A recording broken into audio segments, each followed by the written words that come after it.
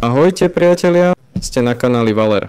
Dnes ukážem, ako preniesť aplikáciu z jedného disku na druhý. Napríklad, chcem preniesť Google Chrome. Vyhľadáme Google Chrome, klikneme pravým tlačidlom a zvolíme Otvoriť umiestnenie súboru.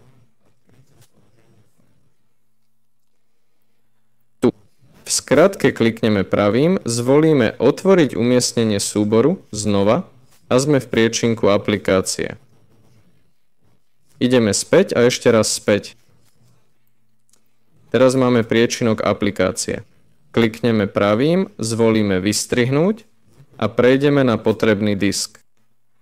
Tu mám priečinok aplikácie.